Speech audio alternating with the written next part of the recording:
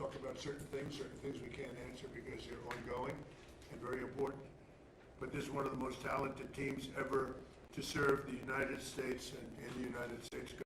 This is a talented group of people. Let's see, I'll go one after another. Yeah, there's a couple of steps, but that's okay. No, it's an amazing group, and America is safer and stronger and far more successful than it was 2 years ago, and I think, frankly, that it ever was. I don't think it's ever been anything like this. And we're building more factories, plants in this country than we've ever built before. And we're going to be, when we leave this position, we're going to leave this country in very, very good shape.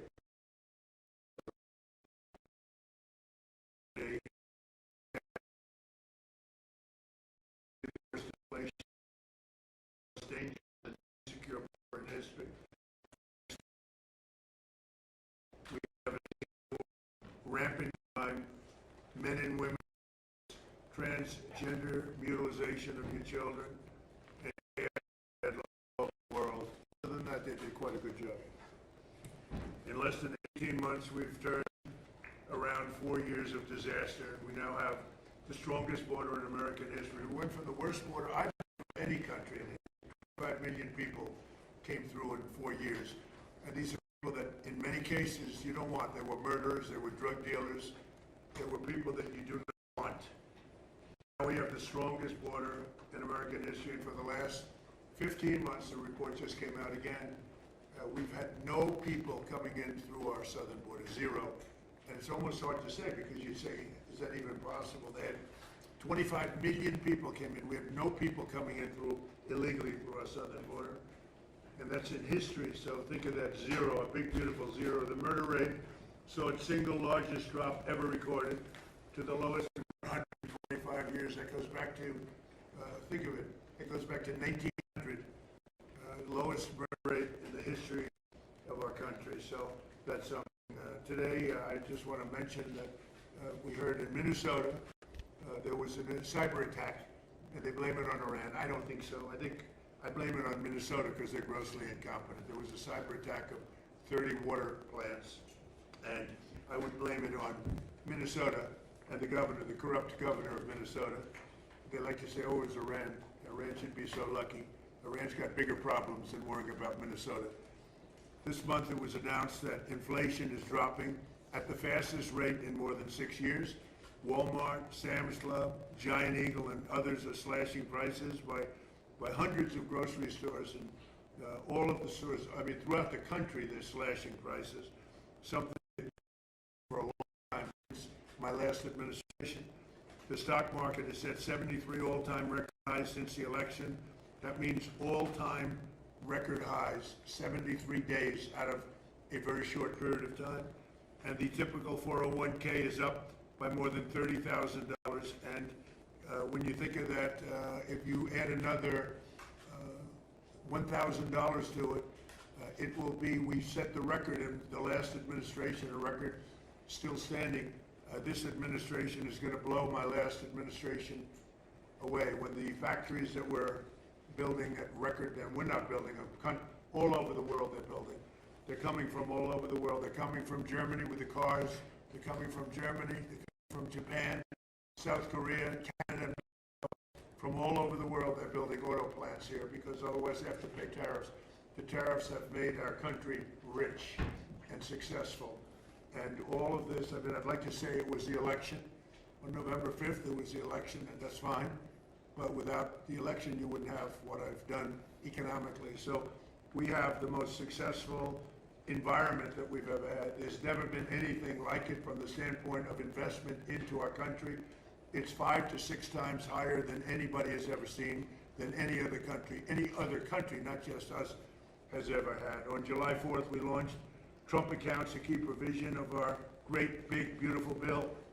And these tax-free investment savings accounts have already been activated by over 7 million children. These are investments made in our future, which is our children. Our children are the most important aspect of our future, with more being added each day. So it's a tremendous hit, over 7 million, and really, it really just got going, I would say, Scott, about 2 weeks ago when it was, we got the final approvals. And we have over 7 million. Actually, there's never been anything quite like that. But millions of accounts are pre-funded with $1,000 from the U.S. Treasury or generous gifts from private donors like Michael and Susan Dell and others who have given billions of dollars, billions. People are putting up hundreds of millions and billions of dollars into it and buying really a great future for children. When they turn 18 or when they turn 21, instead of having no hope, no future, they will end up with hundreds of thousands of dollars and maybe even more than that. So it's going to be something to see. With modest additional contributions, they'll grow by numbers that it could be over $200,000. We're looking at the timeline. I wish we had an economy like we have now with the stock markets going up, but they will benefit by our country being successful. And we're going to give every child a head start on the American dream. So go to trumpaccounts.gov. They're really something. The whole world's talking about it, and it's far ahead of schedule. Nobody thought it would be as successful as it's been. It should be. It should be. And we start them off with $1,000, and this was part of the great big beautiful bill. With my most favored nation policy, you could say this is even a bigger thing if that's possible. On drug prices, we're achieving record discounts on prescription drugs. The prescription drugs were going through the roof for many years, and now we're getting record discounts with price differences of 300, 400, 500, 600%. Nobody's ever heard of a thing like that. And what this is all about is that we had the highest prices anywhere in the world by far. Most expensive drugs, prescription drugs, and others. The highest in the world. The whole world was laughing at us. We paid for the rest of the world. We subsidized the whole world, and I said, we're not going to do that. And I started it in the first administration. I took it up. Obviously, Biden wasn't able to do anything about it because you had to get the consent of the drug companies, and you had to get the consent. More difficult would be the consent of other nations. The other nations had to agree, but they were paying a fraction, sometimes 10%, 20%, 40%, 70% less. So I had to call them and I had to get them on, and I said, if you don't do it, we're going to have to charge you tariffs. And they all said no at first, very politely said, sir, we can't do that. We're not going to double our prices. They had to double their prices, and in some cases triple their price, and we would come down. So a pill that sold for $10 in Germany would sell for $130 in New York. Same pill from the same company, the same factory, the same plant, same laboratory, from $10, and we pay $130. I said, no. Now the world is a bigger place, so it's not as bad as it sounds for them. So they went up to 20, and we came down to 20. So we now have the lowest drug prices anywhere in the world. We're tied with the lowest, but we're basically its favorite nation. So we have the lowest drug prices anywhere in the world from the highest drug prices anywhere in the world. Now, what that does for your health care, I mean, I see these fake polls where the Democrats have wonderful numbers on this stuff, and they are horrible, what they've done. Obamacare is a total disaster. It's a costly wreck. It's unaffordable. We call it the Unaffordable Care Act. It's a disgrace. They never even thought of being able to do something like this. They didn't even try. They didn't even try. So I got the drug companies first, and then I got the countries. And the drug companies agreed because they knew the countries wouldn't agree. And when I called Germany, France, when I called the UK, when I called all of these countries, I said, you got to do it. It's unfair. We're paying 10 times more than you're paying for the same drug. You can't do this. And they said, well, we're not going to do that because we're going to have to double our price in order to make you happy. I said, no, maybe you're going to have to triple your price. They said, well, we can't do it. I said, that's all right. If you can't do it, then I can't do something also. And I'm going to charge you very substantial tariffs, which are far more than we're talking about. And they all said, we'd love to do it. We would love to do it. It would be our great honor to do it. So nobody else would do this. This would have never happened. So your drug prices have gone down by numbers not even thinkable. My first term, I had the privilege of having lower drug prices from the beginning of the year till the end for the first time in 28 years, you remember. And I called a news conference to announce it. So the year had ended, and I was turned out 1/8 of a percent. 1/8 of a percent, little tiny this much. It went down that much during 1 year First time in 28 years it went down. It was always like this, just up, more expensive. And I called a news conference. I was so proud of myself. And I said, ladies and gentlemen, the first time in 28 years drug prices have gone down from January till the end of December. And I want to just congratulate everybody for being a part of this wonderful experiment. And 1/8 of a point. Now we're talking about 400, 500, 600% coming down. We pay the lowest drug prices anywhere in the world from the highest. So, and I'll say it again and again because the press doesn't want to report it. The fake news doesn't want to report it. They don't want to talk about it. What that does for healthcare, Bobby, is unbelievable because medicine's a big part of healthcare. So I wish that people would understand that, and I hope they're going to vote for us in the midterms because you'll see some stuff that will be horrible because they can blow it very fast if they don't know what they're doing. So your drug prices are great. I saw Spain yesterday, and I watched the catastrophe that took place. It looks like an invasion of a country by hundreds of thousands of people. And that same thing's going to happen to us if the Republicans don't get elected, except worse.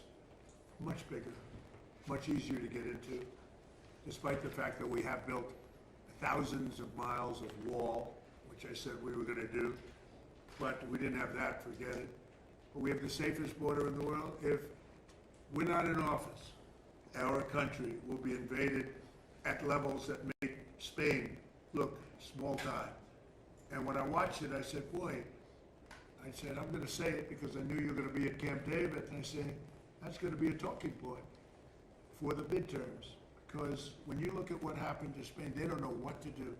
And it's happening again today. They're coming in by the tens of thousands. They're just invading the country. And what that is weak law, bad management, but very liberal law. They passed a couple of laws, and people read. People are smart. They read from other countries, and they swam that 3-mile swim or however they got in, but nobody's seen anything like it. That will look good compared to what's going to happen to the United States. The biggest thing, the worst thing that Biden did is allowing 25 million people into our country, because many of those people are criminals. They're murderers. A lot of murder. 11,888. A lot of them are gone now. We got them out. But they allowed people to come into this country that you can't allow to come into a country. We're also making an unprecedented investment in the United States Armed Forces, where we're doing great. And we rebuilt the armed forces. We rebuilt our military in my first term, but we are doing great with our military. They spent a lot of money in our military. They gave away $300 billion worth of ammo and everything else in Biden's term, but we're building it up fast, and we just have a great military. That's all there is to it. But we rebuilt it in my first term, and we're using it in my second term with Venezuela and other places, and Iran now. Iran is doing very poorly, just in case you read incorrect stories. They're doing very, very poorly. They're having a hard time. They've been very dishonest. They've been very dishonorable to deal with. But that makes no difference. They're doing very, very poorly. We're also making that investment and looking forward to getting, Pete, $1.5 trillion next year. People see now how important it is. We want to keep a safe country. We have to keep a safe country. And the good news is all of that equipment is made in the USA. So we're making it here. It's jobs. And each one of our defense groups are building literally at least 4 new massive plants as we speak, because we want them to move faster. We have the best equipment in the world, but we want them to move faster. We don't want to wait a year or a year and a half. We want to wait a week, maybe. So that's happening, and I think the results are very good. They're building at levels that nobody's ever seen before. And we've had tremendous success, and our military was just proud of it. Again, Venezuela was a one-day war, and we have a great relationship with Venezuela. We're partners with Venezuela now, taking out tens of millions of barrels of oil, and going to Houston, going to Alaska, going to Louisiana, going to different places for refineries, and it's been very much amazing. The administration's done more in 18 months than most administrations have done in 8 years if you had a 2-termer. We've done more in 18 months than anyone's ever seen before. Nobody's ever seen. This is the golden age of America. And we have a war that's going on. I guess you call it a war. Maybe I call it a military operation, because they have no Navy. It's been obliterated. Their Air Force has been obliterated. They have no planes. Their missiles have been largely, they have some left. They have some, but they have far fewer than they had 4 or 5 months ago. Their manufacturing capacity is almost gone.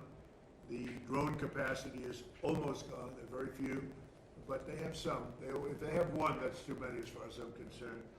But we've done an amazing job with Venezuela. We've done an amazing job here. We're in there for 5 months. You know, I know people like to say, because we did a much bigger job, much more important job than we originally anticipated. So we're in there for 5 months, and if you look at Vietnam, they were in there for 20 years. You look at Afghanistan, they were in there for many years. You look at any one of the wars, Korea, any one of them, they're in there for many years. We're in for 5 months, and we have obliterated their military capacity. Again, they've got some left, but soon they won't have some left. So I just want to thank everybody around this table. You've been very special. I want to thank a lot of the media people, because many of you have been very, very fair and that's one of the reasons you're here, frankly. But you've been very fair. You've covered me this time much more fairly, I think, than the first term. The first term was a great success. We had the greatest economy in history in the first term, and this term is going to blow it away. I think this term is going to actually blow it away. So it's an honor to have you, and I'd like to ask our great Vice President, J.D. Vance, to say a few words, followed by Marco and Pete and Scott and Bobby Kennedy. Okay? Thank you very much, everybody. Please, J.D. Well, great. Thanks, Mr. President. First of all, thanks for having us at this historical and beautiful place. And it's an honor to be on the team, an honor to be able to work on fraud, which is what I'm going to talk about today, though I know we have a lot of things going on. This has been an amazing team, from Kelly Loeffler at SBA, to Doug at the VA, to Todd and Bobby Kennedy. This really has required a whole of administration approach to try to tackle fraud. There are a few things that I want to talk about and celebrate. The first is that just since the beginning of the fraud task force that I started under the President's leadership and direction, we have identified $230 billion of fraud that's being perpetrated against the American people, and we have halted already $56 billion of that. It's sometimes hard, once the money has already gone out the door, it's hard to get it back, but stopping it from going out the door is how we save the American people. $56 billion, and of course we're going to keep on working on that. Just today, Mr. President, we will announce 17 new anti-fraud actions that will total about $1/3 $1 billion, and that's added to the $230 billion that we've already uncovered. And I want to just talk for the benefit of the American people about why do we care so much about this? Because what I always try to remind people is that fraud has 2 victims. So to give one concrete example, there is a program that is administered by Medicaid, and that program ensures that low-income moms and low-income babies have access to neonatal care. Now, I think most Americans probably share my view that this is one of the great things about the United States of America, that if we see a baby and we see a young mother that requires help, we help our fellow Americans. That's a good thing. It's something that we should be proud of. And yet, there is a program that has defrauded the moms and the babies who benefit from these. You've gotten people who've gotten rich by setting up false companies that are providing false services. So who loses in that equation? Number one, of course, is the American taxpayer that is $230 billion poorer because of the fraud that this country has let go on. But I actually think most importantly is that we've seen that program run out of money. So we've seen moms and babies unable to access the health care that they need because the fraudsters have gotten rich. That is a disgrace. And until the president ordered us to stop it, no one was doing anything about it. So we've made a lot of progress, Mr. President, in just under a year, but we're going to keep on working at it because we believe the American people deserve to have their money spent as you and the Congress have directed it. There's big numbers you're finding, tremendous numbers. They look like Elliot Ness. Does anybody know who they look like that group of people you have lined up behind you. They're doing a great job. Yes, sir. Billions, think of not millions, billions of dollars is being covered, billions. And you haven't seen anything yet. We have things happening that people aren't going to believe. The level of corruption and fraud that took place under the Biden administration was unprecedented. And Minnesota, California, Maine, believe it or not. You know, you think of Maine as this wonderful place. Yep. It's the level of corruption is incredible all over the place. So, great job. Thank you very much. Thank you, sir. Okay. Yes. Oh, my turn. Well, first of all, thank you for bringing us out here. I got the chance to drive for the first time in a year and a half. It's just a golf cart, but it was fun. That was great. And so just a couple points that we all know, we've followed in the news, obviously, the events in the Middle East, and others here can talk about that. Not that they're not important, but there's some other issues happening around the world, Mr. President, that you've shown great leadership in that have not gotten nearly as much attention. I think they deserve a mention today. The first is the International Criminal Court is an illegitimate international organization that, frankly, illegitimate. They've made themselves illegitimate because they claim that even if you're not a member of that court, they can come after you. And what that literally means in the future is that American congressmen, political leaders, and others could find themselves under indictment by this International Criminal Court. If you want to know a little bit about it, Jack Smith used to work there. These are the people that think they can go out and basically indict any world leader and haul them into The Hague. So we tried to get them to reform and listen to us. They wouldn't do it. They're very arrogant. We've now begun an effort to really try to bring that court to heel. By the way, there's no information that they're after me. It could happen. But just so you know, because she's talking about it, I'm saying that means that maybe he's not trying to defend me. He is trying to defend BB and various other people. But there are many people that shouldn't be looked at that way. But there is no indication that I'm one of them at this moment. That's right. Well, and I actually think the people who are in biggest danger in our system are servicemen, people in uniform. That they'll try to go out for the rest of their lives, will not be able to travel anywhere in the world with their families because they could be arrested on one of these acts. Imagine, you're a soldier, you fought in a war, and 20 years later they try to come grab you. So this is a big problem. So we've had dozens of countries already join us since we started 2 weeks ago. 5 countries have already quit the ICC and notified them that they're leaving, and we think there will be more. The second thing is we had an unprecedented ministerial. 60 countries came to Washington, and we're a part of an effort where we were shedding light on far left terrorism and violence. You know, the bomb goes off somewhere and it's tied to some right-wing group, or what I don't consider neo-Nazis right-wing, I consider them Nazis, right? But you're going to get a lot of attention on that. But if it's a leftist group, an Antifa group, that gets no coverage, or they ignore the ideological spin and the ideological reason behind it. So we got 60 countries came up here, and hopefully creating a strong to go after far left violent terrorism, and go after it, call it by name, and I think we're building a very strong coalition there. We've had some successes in the Middle East, Mr. President, as you know, in the diplomatic front. The deal with Lebanon and Israel is unprecedented. President Ayoun was here a week ago.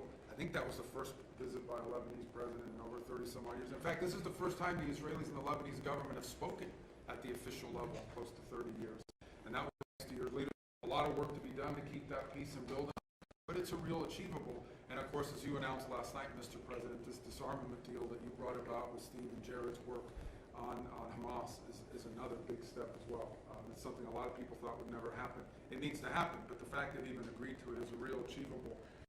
Last point is on the Western Hemisphere. For the first time in 15, 20 years, the overwhelming majority of the countries in the Western Hemisphere are now led by pro-American leaders and pro-American governments. It's an extraordinary achievement. All of it happening through virtually every election that's happened in the Western Hemisphere, if you were elected president, has elected someone who is American. And I think this is an incredible situation. And last but not least, and I have to thank a number of agencies here, particularly the Department of War, after that terrible earthquake in Venezuela, within 36 hours, the full force of the American government was on the ground providing humanitarian assistance. It was a sight to behold. The USS Ford, I think, was in their port. Our Marines and armed service personnel were helping run their airport and their tower. It is one of the fastest, most dramatic, and most effective humanitarian responses, certainly in recent history, if not ever. And they came at the direction of the president. In fact, within an hour of that earthquake hitting, I remember because I was overseas, the president called and said, make sure we go in there and help these people recover from this. And we did. And thanks to your leadership, Mr. President. It's a great story. And enough needs to be told about it because the credit goes to so many agencies represented here today, but really the Department of War's effort was phenomenal. So thank you. Thank you very much, Mark. But just before we continue, I want to just congratulate Jay Clayton. He's with us today, as you know. He just had a big victory. He's going to do a fantastic job He's only done his whole life has been about doing a fantastic job. Congratulations.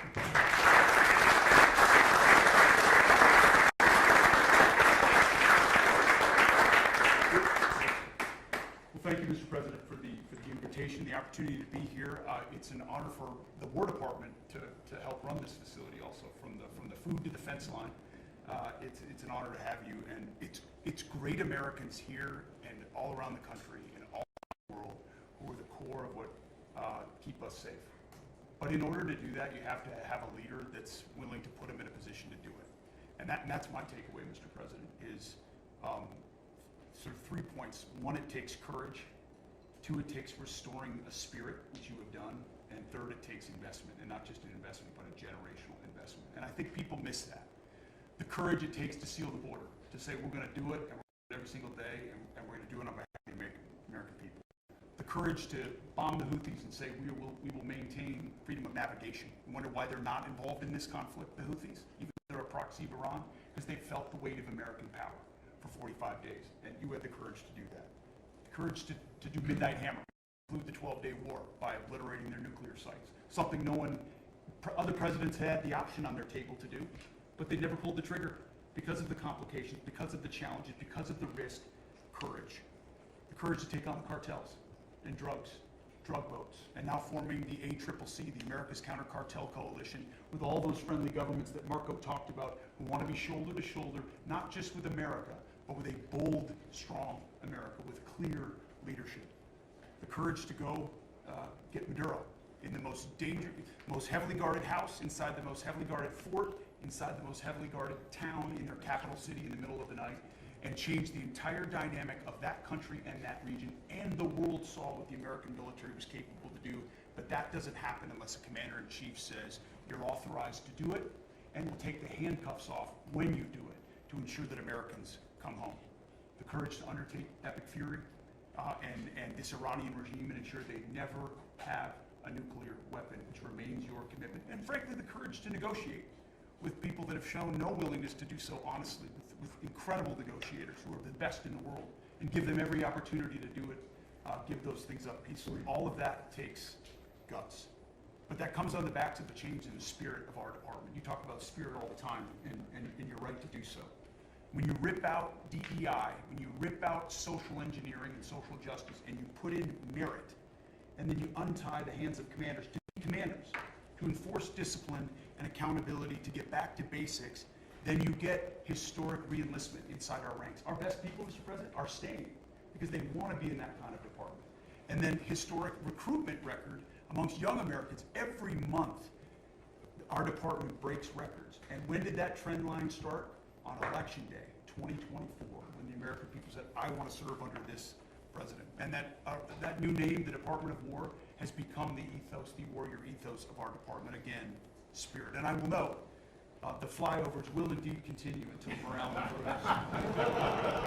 But that's also spirit. Parades, 250, flyovers, the American people seeing and feeling their military in ways they have not in the past. That's spirit. And then finally, Mr. President, a generational investment. You rebuilt the military in your first term, and you've spent in your first year $1 trillion, and now we are committed in working with Congress to get $1.5 trillion. But this is not the same way we funded our department in the past. This is a businessman in charge. This is a deputy secretary of our department who's a turnaround guy, just like the president is, saying we will not fund money, we will not fund the department the way we have in the past. In fact, so far, $75 billion in private investment from defense companies who are now investing in new plants, new equipment, new assembly lines to build the munitions of the future faster than ever possible.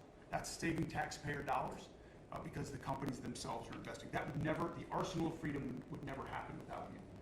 So just like we use a lot of the things Ronald Reagan's buildup was a part of, in this administration and in future administrations, they will look back at Donald Trump and the buildup that he has done, and that will be, the deterrence of the future will be established because of your investment. So thank you, Mr. President, for your leadership. Scott, please. I'm honored to be here in this historic place as we celebrate our nation's 250th anniversary. And I think if we look back, whether our founders was President Washington, Thomas Jefferson, Senator Hamilton could not have imagined the economy that we would have created. It is the envy of the world, and as you said, we have record investment coming in. We've never seen anything like it, and we're pulling away from the rest of the world because of your leadership, the policies that you did from day one in terms of digital assets, in terms of technology, and bringing back American manufacturing. You know, you've done it again. You had the incredible economy during your first term, and we are seeing that carry over here, and it is in stark contrast to the Biden economy, which was government jobs, government spending, and high inflation, the worst inflation in 50 years. And with the working families tax cut, which I will add, every Democrat voted against. Every Democrat voted against. It is the perfect barbell for this economy. On one side, you have full expensing for factories, for equipment, for farm structures. On the other side, your 4 signature policies, promises made, promises kept, no tax on tips, no tax on overtime, no tax on Social Security, deductibility of auto loans if you buy an American-made car, and the Americans are starting to feel it. Core inflation is low, consumer confidence is strong.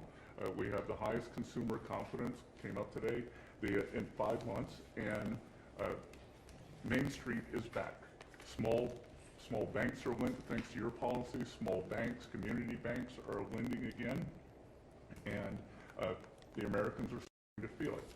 As you said, these Trump accounts are the most successful program launch in government history. We've had 7 million families sign up for them. We're going to get to open enrollment, and we will have 70 million families who have signed up for this. 38% of American families, households, have no exposure to our great equity market. And thanks to you, we're going to have an ownership society. An ownership society. You were one of the first presidents to create assets for the American people, not more debt. We had the biggest tax refund season ever. Trade deals, tax cuts, energy dominance, and the regulatory efforts. America is ushering in the greatest reshoring wave in our history. In June, our manufacturing sector expanded for the 6th straight month. We've got construction jobs, and those are going to lead into manufacturing jobs. We've got Main Street prosperity. Real wages are up $1,000. And sir, what you've done again too is the bottom 25% of wage earners, just like in your first term, are outperforming the top 25%. This is a working families administration. In the past year, that group had wage increases of 5.5%. They had 3 times what the top end has done. So you've done it again, and these are private sector jobs we are creating. As you often say in these meetings, we could have created 1 million, 2 million government jobs, but we didn't. The private sector is creating. We've got incentives, we've got money coming in, and we are rebuilding. So, and then our energy dominance, thanks to you and these policies, you can come to the U.S., you can have regulatory certainty, tax certainty, and energy certainty. So it is the best place in the world to build your factory.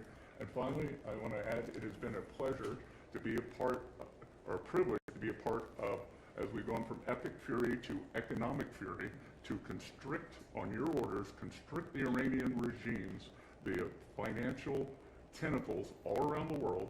We started it, on your orders, we started in March 2025. In December of 2025, the largest bank in Iran collapsed. The central bank had to print money, caused inflation. Now they got 180% inflation. They aren't able to pay their troops. And on your orders, we are searching for their assets all around the world, and that money will go to the Iranian people, Americans who have been harmed by the Iranians, whether the USS Cole or the barracks in Lebanon, or it will go back to when the Iranians attacked these ships coming out. So it's been a privilege to be part of that, and I look forward to the rest of it.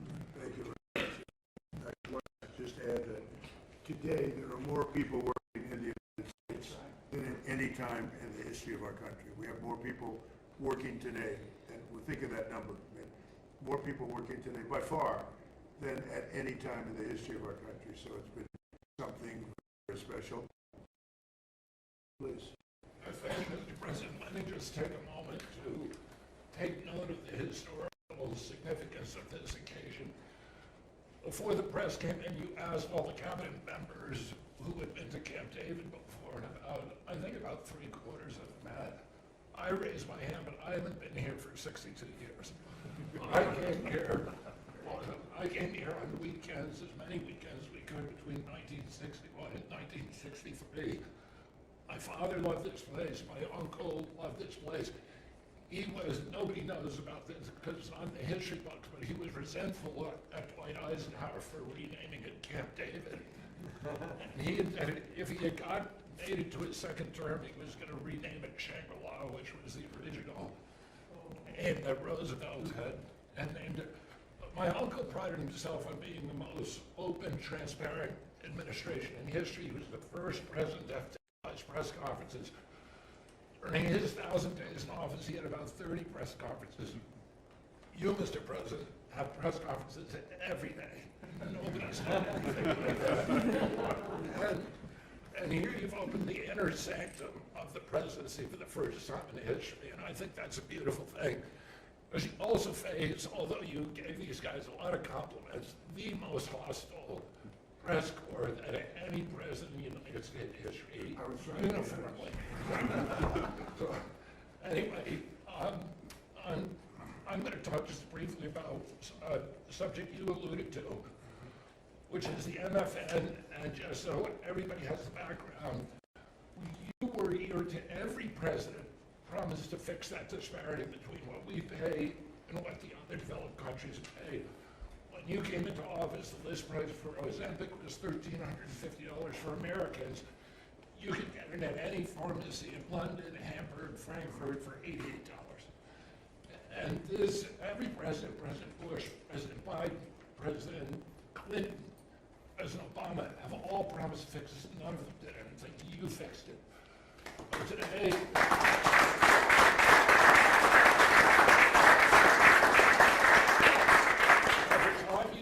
office, assuming that's in 2028,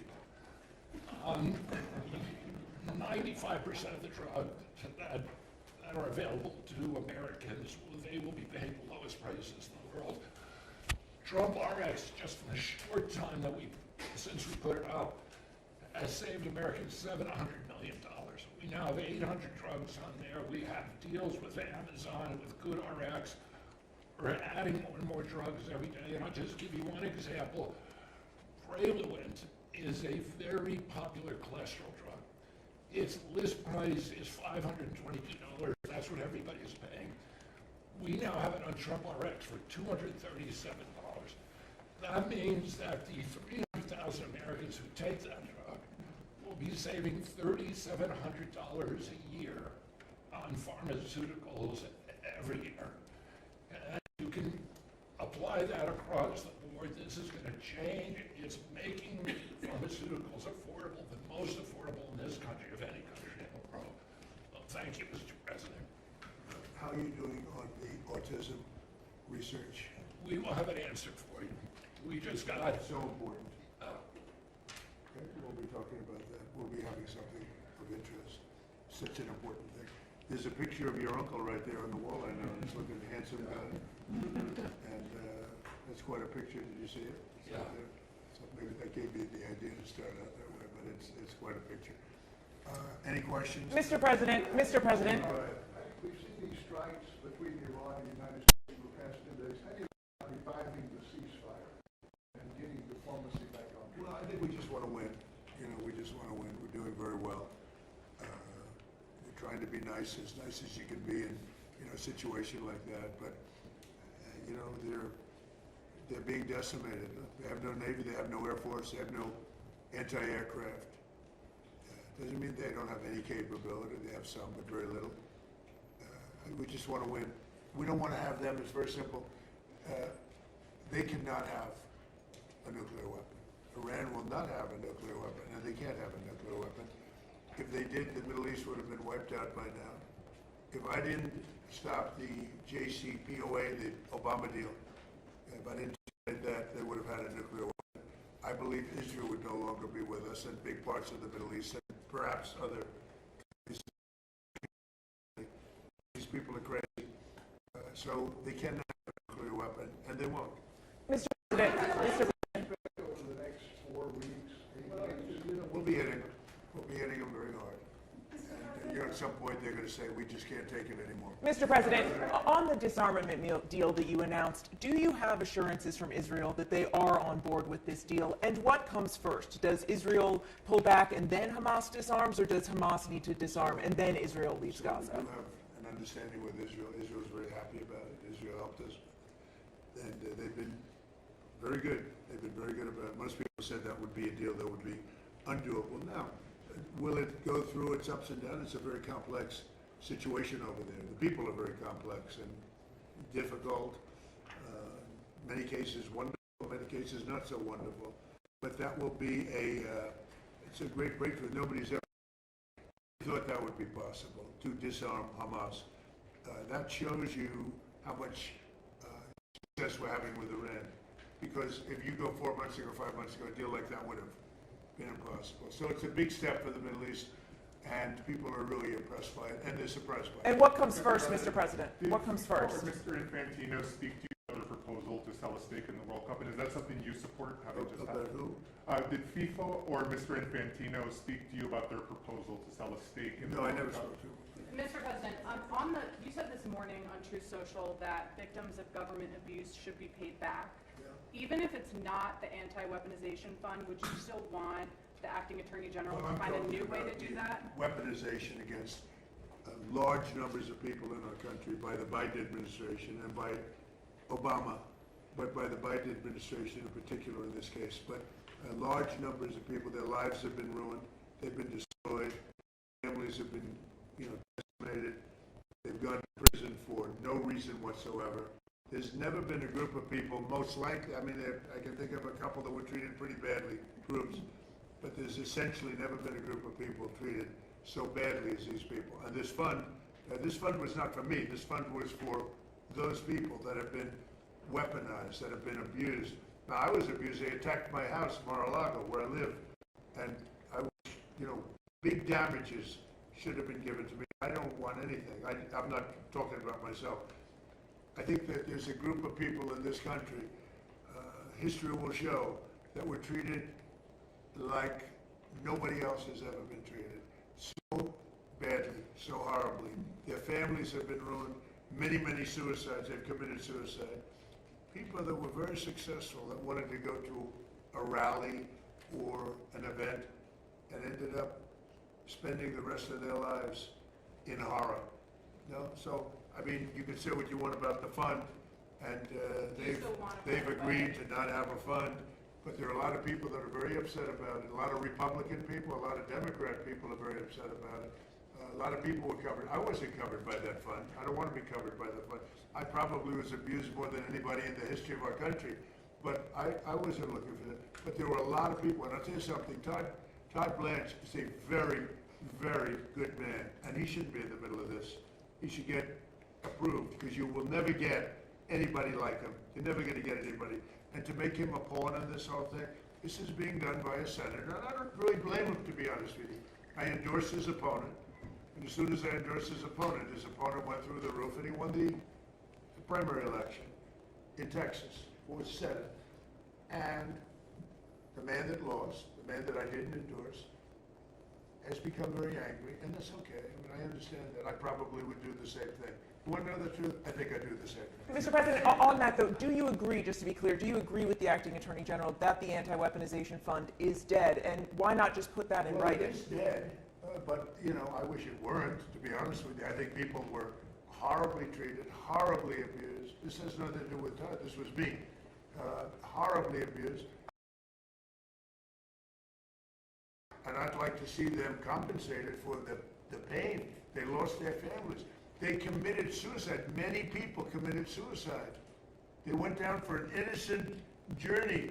And I'm not only talking there, I'm talking about not even having to do with that. The way they were treated. The Biden administration and the Obama administration weaponized government and destroyed lives. But should they put it in writing? Are you willing to accept limits on the scope of the audit immunity deal in order to get Attorney General Blanche confirmed? Well, no, he should be approved forthwith. I mean, you're never going to get a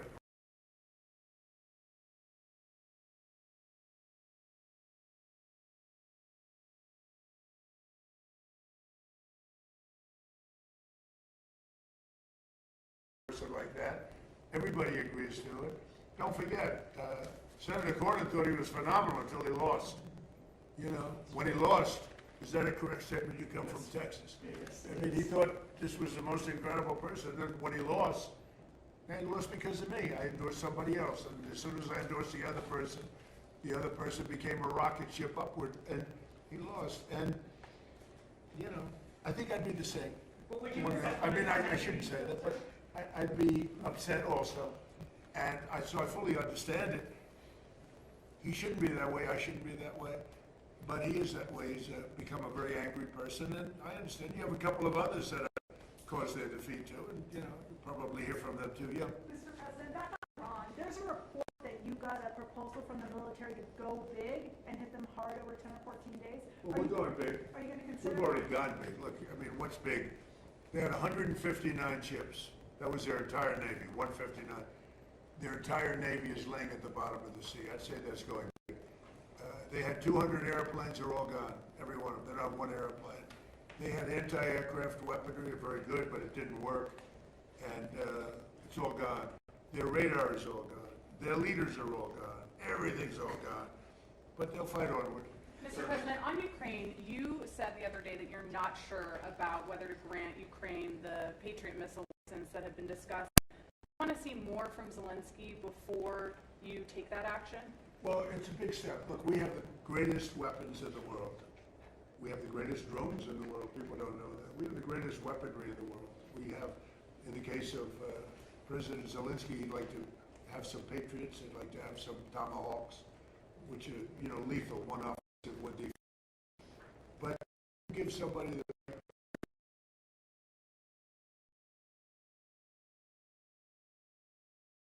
missiles were shot. They were going 8,600 miles an hour. Think 8,600. Now a car, if you go 60, it gets to be a little fast. If you go 100, 8,600 miles an hour, and they were big missiles. And they were shot at Jordan. And our guys were there. Bing, bing, bing, bing, bing. 5. Bing, bing, bing, bing, bing. Right? I don't want to be like I had to be very careful. That would have been a great soundbite. There were 5 missiles, and we shot all 5 down before they got close. Nobody else has that capacity. These weapons are incredible. We have to be very careful about letting somebody build them. You know, it's very important now. We are building many plants now to make those, and the Tomahawk missile is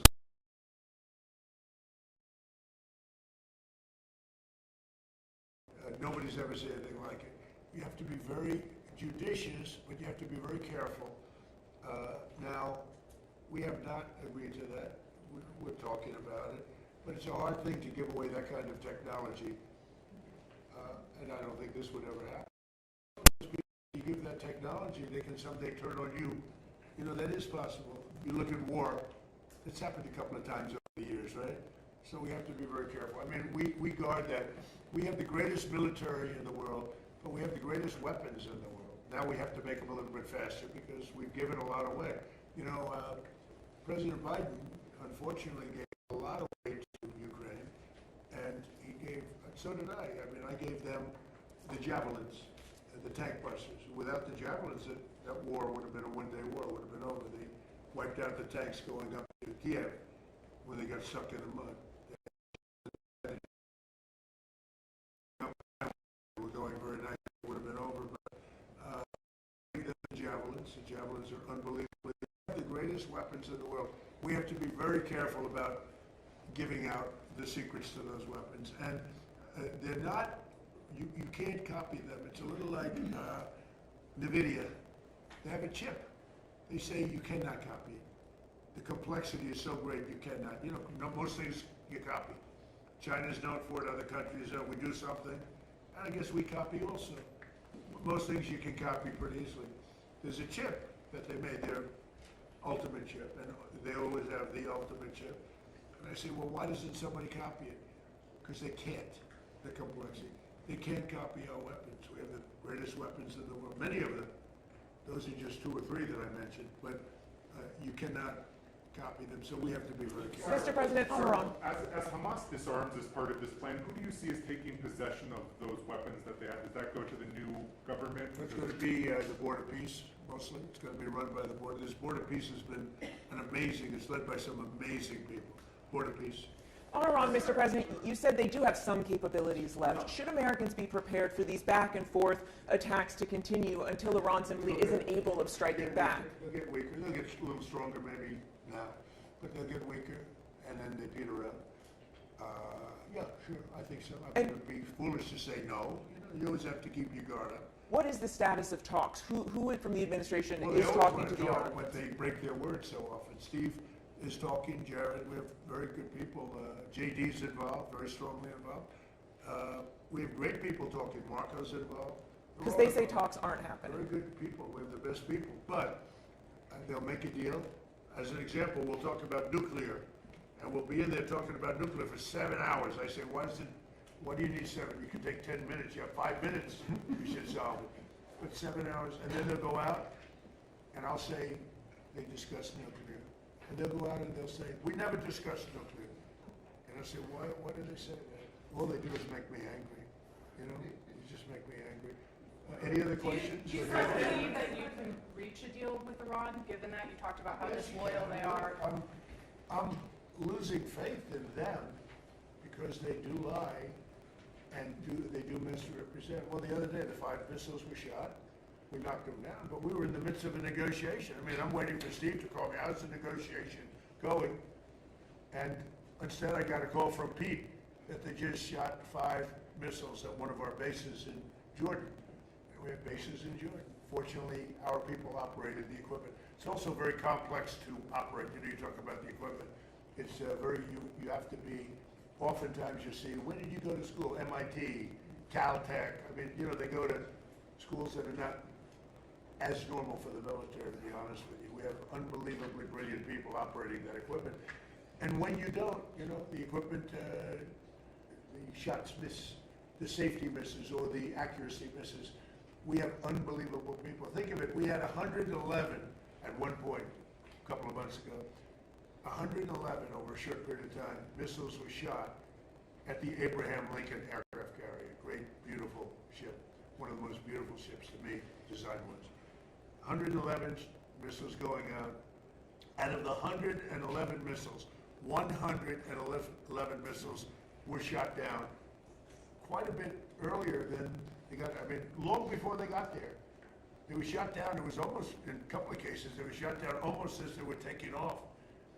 It's incredible technology. So you have a ship that costs billions of dollars, and you have missiles heading to it. 111 missiles were shot down, routinely shot down.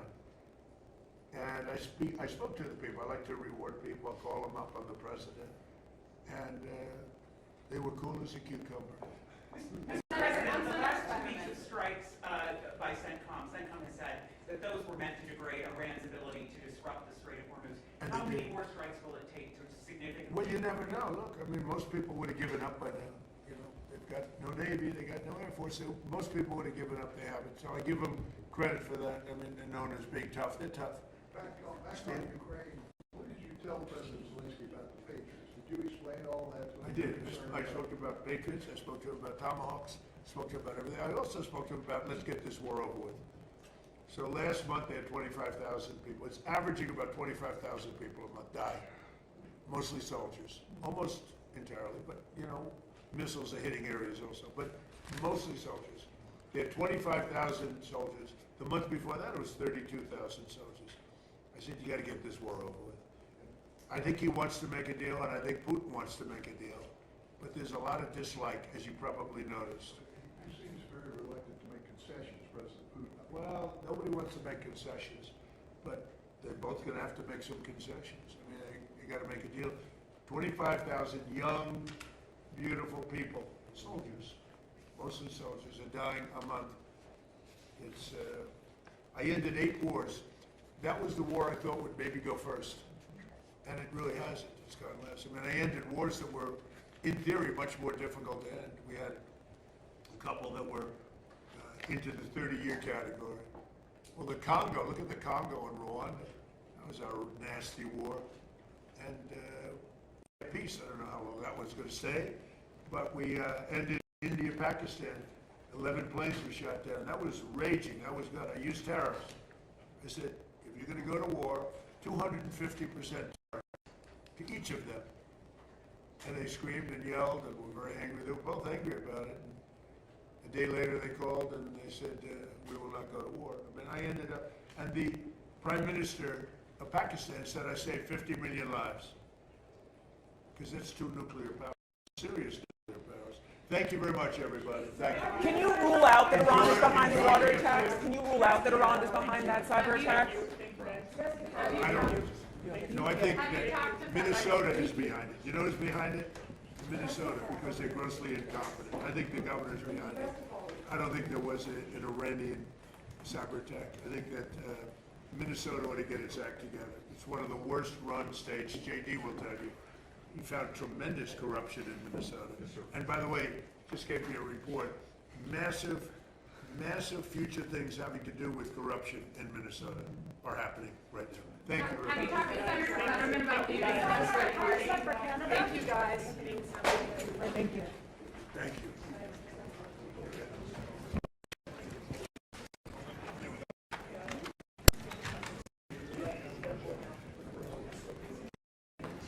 Very special room.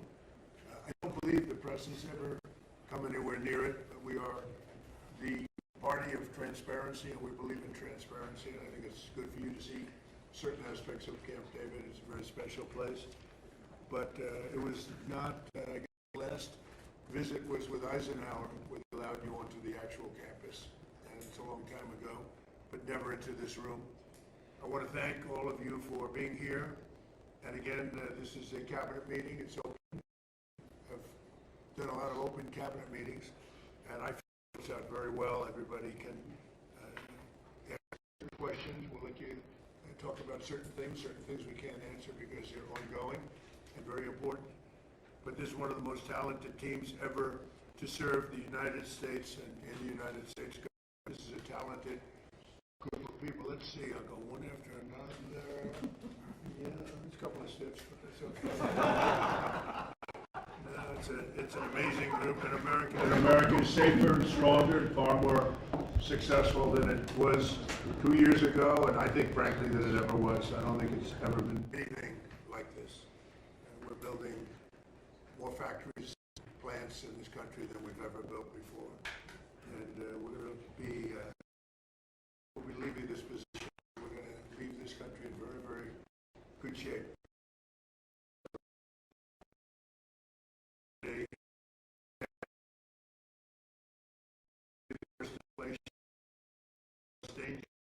Secure in history. We have a rampant crime, men and women, transgender mutilization of your children, and the world. Other than that, they did quite a good job. In less than 18 months, we've turned around 4 years of disaster. We now have the strongest border in American history. We went from the worst border I've had in any country.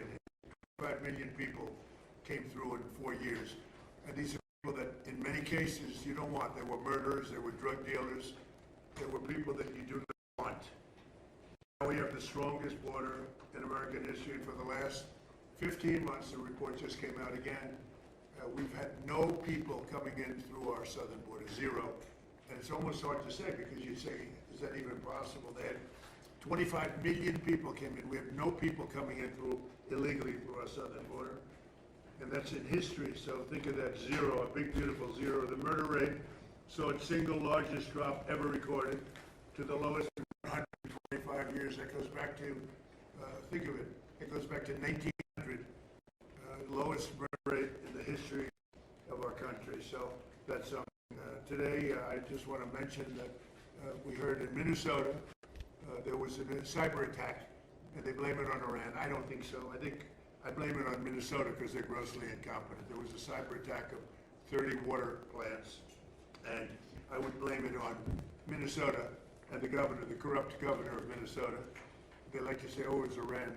Iran should be so lucky. Iran's got bigger problems than worrying about Minnesota. This month it was announced that inflation is dropping at the fastest rate in more than 6 years. Walmart, Sam's Club, Giant Eagle, and others are slashing prices by hundreds of grocery stores, and all of the stores, I mean, throughout the country, they're slashing prices. Something for a long time since my last administration. The stock market has set 73 all-time record highs since the election. That means all-time record highs, 73 days out of a very short period of time. And the typical 401k is up by more than $30,000. And when you think of that, if you add another $1,000 to it, it will be, we set the record in the last administration, a record still standing. This administration is going to blow my last administration away. When the factories that we're building at record, and we're not building them, all over the world they're building. They're coming from all over the world. They're coming from Germany with the cars. They're coming from Germany, they're coming from Japan, South Korea, Canada. From all over the world, they're building auto plants here because otherwise they have to pay tariffs. The tariffs have made our country rich and successful. And all of this, I mean, I'd like to say it was the election. On November 5th, it was the election, and that's fine. But without the election, you wouldn't have what I've done economically. So we have the most successful environment that we've ever had. There's never been anything like it from the standpoint of investment into our country. It's 5 to 6 times higher than anybody has ever seen, than any other country, not just us, has ever had. On July 4th, we launched Trump accounts, a key provision of our great, big, beautiful bill. And these tax-free investment savings accounts have already been activated by over 7 million children. These are investments made in our future, which is our children.